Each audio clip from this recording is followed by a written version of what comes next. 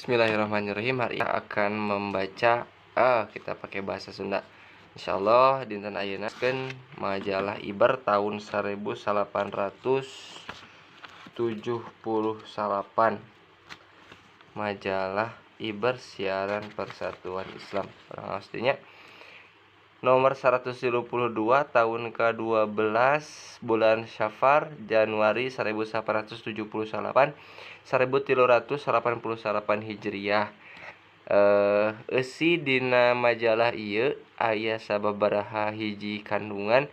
Salah sawiosna nyata nu kahiji intisari, anu kadua tafsir Quran, nu katilu tafsir hadis, anu kaopat patarosan, mufrodat, tahayul jeung hurupat modern, eksibionisme, Islam puseur pangaweruh jeung sungapan pangabisa, wafatna Nabi Isa alaihi salam nurutkeun Al-Qur'an, jinazah nu maot dina medan juang sabilillah, terakhir Kitunggara.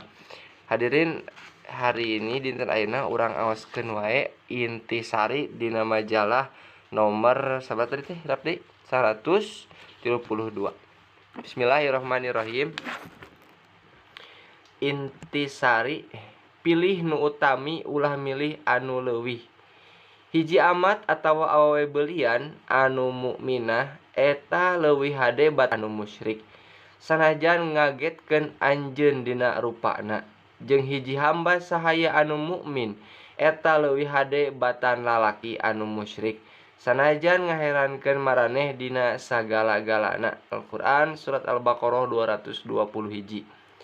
Nu geulis kawanti-wanti endahna kabina-bina, paman teu ngadaun seureuh, halis ngajeler paeh panon cureuleuk, bulu socana carentik, irung bangir buuk hideung ngabangbara, estu lucu lamun imut.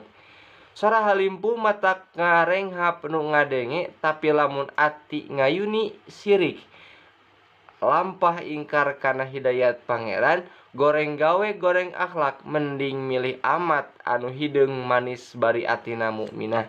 Ahli sujud ka Rabbun Ghafur, ahli ibadah ka pangeran, tingkah laku anu mulus tur alus, matak senang anu mawa teu hariwang, nunda teu hariwang nunda di imah. Rumah tangga bisa kabina laksana seneng bahagia, komo jeung lucu rupana ngan tetelah agama nu mawa utama. Nu montok denok geulis rupi tanpa jiwa anu mukminah, salian moal kamodalan, moal bisa nganter kahayangna, teu kaop teu kacumpuran sok ngantor sorangan. Lalaki langit lajang jaga, lalanang jagat, rupa hade wanda satria, gidig mahi reret hade malah sagala aya. Tiap pamenta pasti laksana ngan leutik burih, sudah 20%. Ulangi deui, lalaki langit lalanang jagat, rupa hade wanda satria, gidig mahi reret hade malah sagala aya. Tiap pamenta pasti laksana ngan leutik burih, sudah tina kaimanan. Goreng pamake, akhlak ruksak, jiwa musyrik jeung leuwih hade abid mudlim. Rupa teu sabaraha tapi amis budi hate akhlak, jiwana mukminin talajak Islam, lamun ingkah jauh teu matak paur, di imah narik betah, carita bisa genah ka kupingna, komo lamun jeung hade rupana. Eta sababna pilih nu utamina, ulah milih anu leuwih, rarabi kudu sakali jadi, teu kawin ngicip-ngicip nikah, sakadar ngasaan, sing asak pamilih hanjakal tarati heula. Tingkah nu mukminah kawin anu mukmin, insyaallah bahagia.